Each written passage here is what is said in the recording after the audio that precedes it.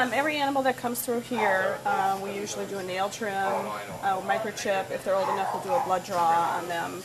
She is too young, usually 6 months and younger, I guess depending on their teeth as well.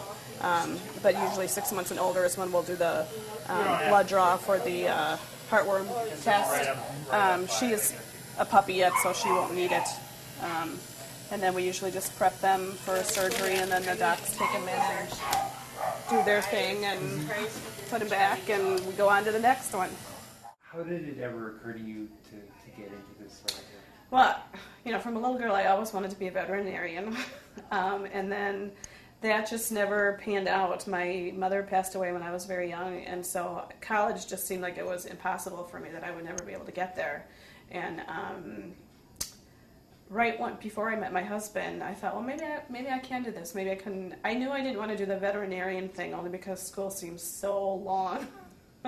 And so I thought, but vet teching might be kind of it would still, fill my craving. And life happened, and we got married, and we had kids, and I just kind of went from one job to another. But I was always looking for something that I really wanted to go home at night and feel good about. And I just never had a job like that. And then I kind of, of course, my kids fulfilled that for me for a very long time, but as I was home with them, I decided eventually I'm going to have to go back to work, and what am I going to want to do with my life?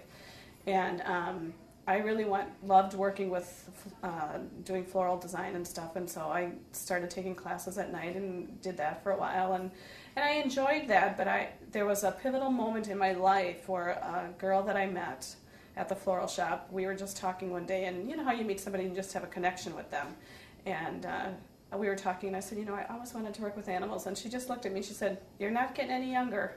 And that was just something that I don't know what it was. It was just one of those things where I thought, she's right, I'm not getting any younger. If that's what I want to do, then I better. And we had a Doberman at the time, and the next time I took her to the vet, I just started talking to my vet. And this tube keeps the gas flowing so she stays under anesthesia while she's having surgery. And then I usually will blow up the cuff. There's a little cuff at the end to make sure that she's not breathing around the tube cells and she doesn't wake up in the middle of it. I pursued it though. I waited for a couple months and I didn't hear anything, so I wrote him a letter, and then, a couple months down the road he called me, and I started out as a receptionist, and I just slowly met some really wonderful veterinarians who took me under their wing and showed me what I needed to know, and then eventually I found my way to the shelter here, and they asked me if I would be interested in taking the board exam. And I wasn't sure about it, because I know in order to take the boards you have to know a lot about large animal. Well, I've never worked with large animal stuff ever. So it was a little intimidating, but I studied for like 6 months and took the test, when it rolls around, I think just once a year in June, I think. And I went with a friend of mine who I met at a vet clinic, who had actually gone to school and failed the test twice before. So I was really intimidated by the whole thing. But we both went, took the test together, and we both passed. This feeds my soul more than private practice, I would have to say, because of the emotional component attached to it. I can't imagine.